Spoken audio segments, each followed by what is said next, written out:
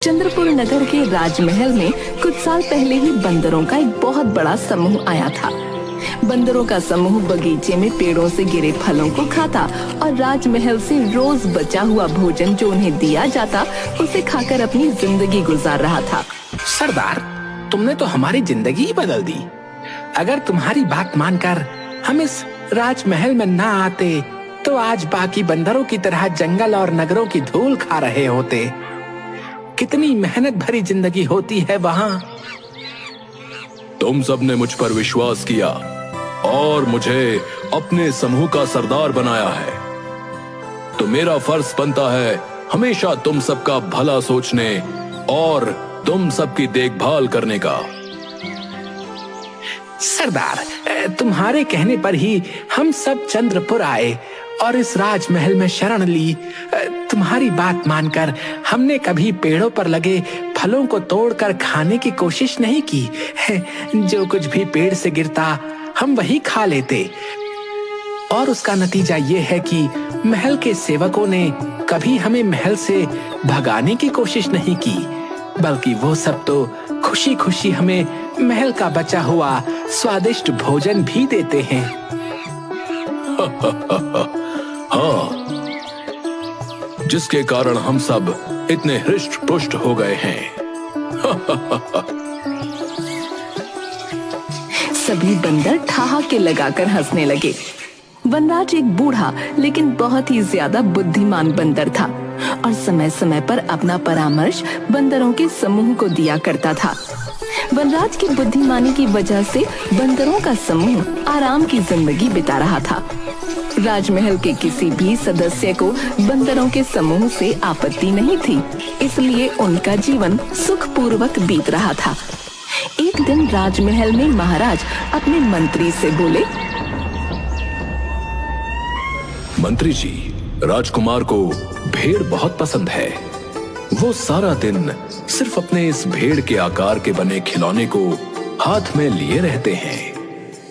आप पता कीजिए और कहीं से राजकुमार के खेलने के लिए सचमुच की भेड़ मंगाइए।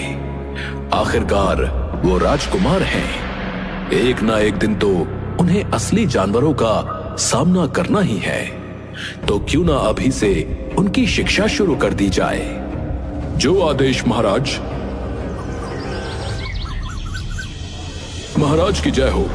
महाराज, आपके आदेश के अनुसार हमने दूसरे राज्य से राजकुमार के लिए 2 भेड़ें मंगवा ली हैं।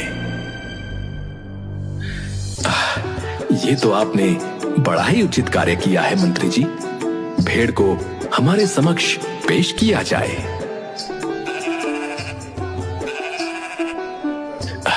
मंत्री जी, ये भेड़ें तो बड़ी ही अच्छी नस्ल की लग रही हैं।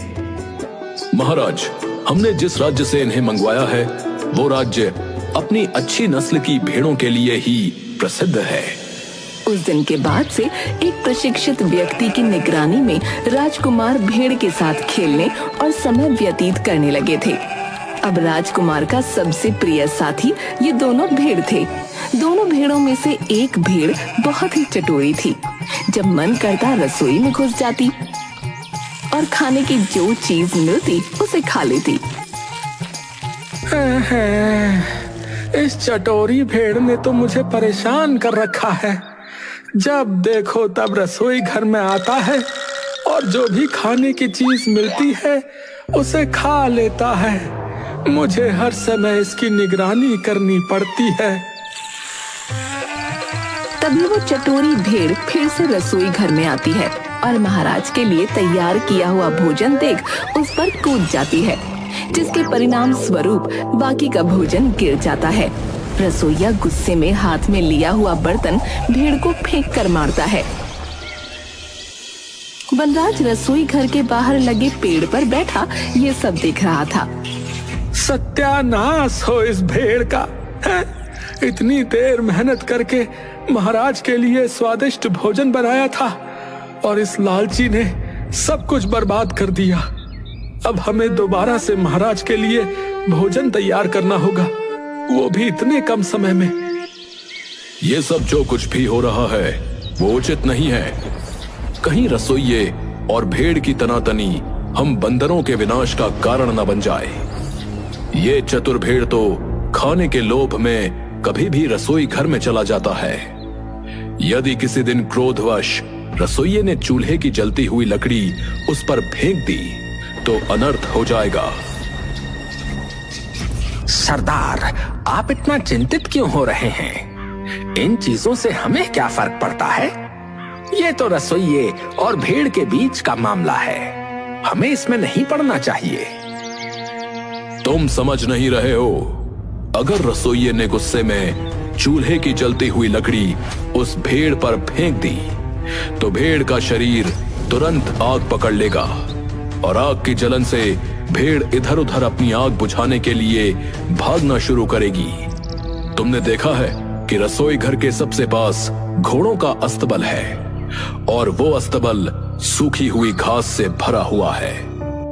अगर भेड़ गलती से भी उस अस्तबल में चली गई तो वो अस्तबल धधक उठेगा, घोड़े जल जाएंगे, बहुत अनर्थ हो जाएगा और घोड़ों का जलना हम बंदरों का काल बन जाएगा। मुझे लगता है सरदार, आप कुछ ज्यादा ही विचार कर रहे हैं। वनराज कुछ भी नहीं बोलता।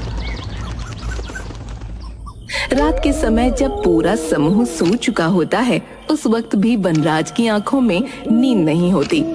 ये बात उसे परेशान कर रही होती है। सुबह होते ही वनराज अपने समूह की सभा बुलाता है और उन सबके सामने अपना संदेह प्रकट करता है। मुझे ऐसा लगता है कि रसोइये और भेड़ के बीच की लड़ाई और आगे बढ़े उससे पूर्व ही हमें राजमहल को छोड़ देना चाहिए, क्योंकि इन दोनों के बीच की लड़ाई हमारे लिए प्राण घातक सिद्ध हो सकती है और हमारा विनाश निश्चित है। सरदार, हम आपकी बात से सहमत नहीं हैं। हम इस राजमहल में इतने आराम से रह रहे हैं, हमें क्या जरूरत है यहाँ से जाने की? आपको भी इन बातों में नहीं पड़ना चाहिए और आराम से अपना जीवन व्यतीत करना चाहिए। सरदार अब बूढ़ा हो चुका है, इसका दिमाग काम नहीं करता। हमारी अच्छी भली आराम की जिंदगी चल रही है, फिर भी न जाने क्यों इसे ये राजमहल छोड़कर जाना है। मुझे तो लगता है कि सरदार अब बूढ़ा हो गया है, इसलिए उसका दिमाग काम नहीं करता। जब वनराज ने ये बातें सुनी तो उसने तत्काल राजमहल छोड़ दिया। कुछ ही दिनों बाद भेड़ रसोई घर में घुस गई और उसे देखते ही रसोइये ने चूल्हे से जलती हुई लकड़ी का टुकड़ा उठाकर भेड़ पर फेंक दिया, जिसके कारण भेड़ के शरीर में आग लग गई और वो इधर उधर भागने लगी। कई घोड़े जलकर मर गए। ये खबर सुनते ही महाराज अस्तबल के पास पहुंचते हैं।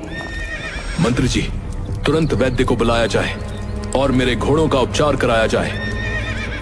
महाराज, वैद्य को बुला भेजा है, वो आते ही होंगे।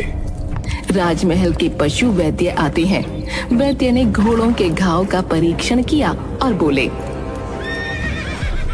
इन घोड़ों को शीघ्र ठीक करने का एक ही उपाय है महाराज, कि इन पर बंदरों की चर्बी लगा दी जाए, जिसके कारण घोड़ों का घाव अति शीघ्र ठीक हो जाएगा।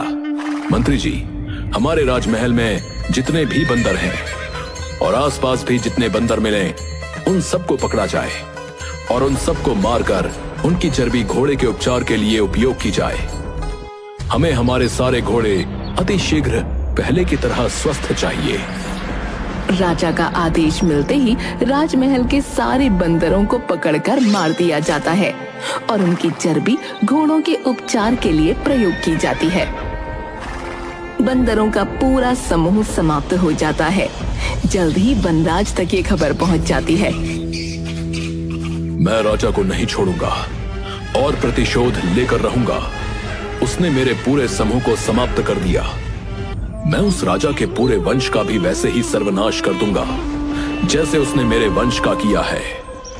एक दिन बंदर पानी की झील के पास बैठा हुआ राजा से प्रतिशोध लेने के बारे में सोच रहा था। तभी उसने कुछ देखा। इतने सारे पैरों के निशान झील की तरफ जाते तो हैं, परंतु इनमें से कोई भी निशान वापस आता हुआ नहीं दिख रहा है। अवश्य इस झील में कोई राक्षस या मगरमच्छ रहता है जो झील में जाने वाले हर मनुष्य और जानवर को खा लेता है। मुझे इस बारे में पता लगाना होगा। वनराज ने चतुराई दिखाते हुए कमल के तने से झील से पानी पी लिया। ये देखकर झील में रहने वाला राक्षस बाहर आ गया। वो बहुत ही विशाल और डरावना था। उसने कई तरह के आभूषण भी पहन रखे थे। राक्षस वनराज से, जो भी इस झील में आता है मैं उसे खा जाता हूँ, लेकिन तुम तो बहुत ही चतुर हो। मैं तुम्हारी चतुराई देखकर प्रसन्न हूँ। बोलो, तुम्हें क्या चाहिए? मैं सिर्फ इतना चाहूंगा कि आप मेरी मदद करें। किस तरह की मदद चाहिए तुम्हें? एक राजा ने मेरे पूरे वंश का नाश कर दिया है। मैं उससे प्रतिशोध लेना चाहता हूं। आप मेरी सहायता करें। मुझे अपना कंठहार दे दें। मैं आपको वचन देता हूं कि मैं आपका कंठहार आपको जल्दी ही लौटा दूंगा और उसके साथ ही आपके भोजन का प्रबंध भी कर दूंगा।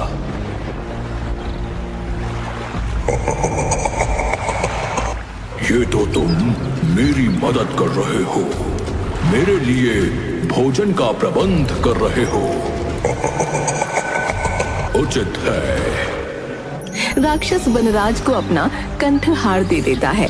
वनराज कंठहार को पहनकर चंद्रपुर नगर में वापस पहुंच जाता है और एक पेड़ से दूसरे पेड़ पर झूलने लगता है। जो भी उसे देखता और वो कंठहार देखता दंग रह जाता। राजा के सैनिक राजा को प्रसन्न करने के लिए वनराज को पकड़कर राजा के समक्ष ले जाते हैं। तुम्हें ये कीमती कंठहार कहां से प्राप्त हुआ है जो तुमने अपने गले में पहना है? महाराज, ये कीमती कंठहार मुझे समृद्धि के देवता द्वारा प्रदान किया गया है। समृद्धि के देवता? वो तुम्हें कहां मिले? महाराज, वो जंगल के बीचों बीच स्थित एक झील में निवास करते हैं। जब सूर्य आधा उदय हुआ होता है उस समय जो व्यक्ति उस झील में डुबकी लगाता है तो उसे उस समृद्धि के देवता का आशीर्वाद और कंठहार प्राप्त हो जाता है। महाराज वनराज की बातों में आ जाते हैं और वो अपनी पत्नी और पूरे परिवार सहित उस झील में डुबकी लगाने को तैयार हो जाते हैं। महाराज, कल सुबह की मंगल बेला में आप सब उस झील के पास पधारिए और अपने पूरे परिवार और स्नेही जनों के साथ झील में डुबकी लगाकर समृद्धि के देवता का आशीर्वाद प्राप्त कीजिए। लोभ में अंधे हो चुके राजा ने तुरंत आदेश दिया। कल सुबह हम अपनी महारानी, पुत्र, परिवारजन, मंत्रियों और सेवकों सहित उस झील पर जाएंगे और वहां जब आधा सूर्योदय हुआ होगा उस समय झील में डुबकी लगाकर समृद्धि के देवता का आशीर्वाद प्राप्त करेंगे और साथ ही कंठहार भी। अगली सुबह वनराज महाराज, महारानी, राजकुमार और अन्य लोगों के साथ उस झील के किनारे पहुंच जाते हैं। महाराज, आप सबको अलग अलग स्थान से झील में उतरना होगा, क्योंकि अगर आप सब एक स्थान से ही झील में जाएंगे तो जो पीछे होगा उसकी बारी आते आते सूर्य पूरा उदय हो जाएगा और वो समृद्धि के देवता के आशीर्वाद और कंठहार से विमुक्त रह जाएगा। इसलिए उपयुक्त यही रहेगा कि आप सभी अलग अलग स्थान से एक साथ झील में प्रवेश करें और समृद्धि के देवता का आशीर्वाद और अद्भुत कंठहार प्राप्त करें। महाराज, परंतु आप सबके जाने के बाद अंत में झील में उतरिएगा। महाराज अपने साथ आए हुए सभी लोगों को झील में उतरने का आदेश देते हैं। सब अलग अलग स्थान से झील में उतरते हैं और राक्षस द्वारा खा लिए जाते हैं। जब कुछ देर तक कोई बाहर नहीं आता तो महाराज चिंतित होकर वनराज से, वनराज, महारानी, राजकुमार, राजकुमारी, मेरे परिवारजन, मंत्री, सेवक अभी तक बाहर नहीं आए। कितना समय लगेगा उन्हें? मैं कब इस झील के अंदर जाऊंगा? वनराज एक पेड़ पर चढ़ जाता है और बोलता है, अरे दुष्ट राजन, तुम्हारा समस्त परिवार, मंत्री और सेवक सबको राक्षस ने खा लिया है। तुमने मेरे पूरे परिवार को मौत के घाट उतारा था। आज मैंने उन सब की मृत्यु का प्रतिशोध तुमसे लिया है।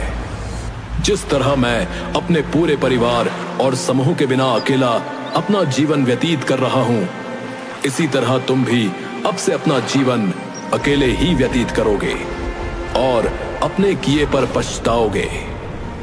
तुमने एक जीव के प्राण बचाने के लिए दूसरे जीव की हत्या कर दी। एक बार भी ये नहीं सोचा कि वो घोड़े तो तुम्हें प्रिय हैं, लेकिन बेचारे बंदरों का क्या? इसलिए तुमने उन निर्दोष बंदरों का वध कर दिया। मुझे अपने किए पर बहुत पछतावा है। मैंने जो किया वो गलत था। तुम मुझे क्षमा कर दो। वनराज वहां से चला जाता है और महाराज भी अपने किए पर पछताते हुए अपने प्रियजनों के वियोग में मानसिक रूप से प्रभावित होते हैं और पागल हो जाते हैं। उसके बाद कभी किसी ने वनराज को नहीं देखा। बुरे कर्मों का फल हमेशा बुरा ही होता है।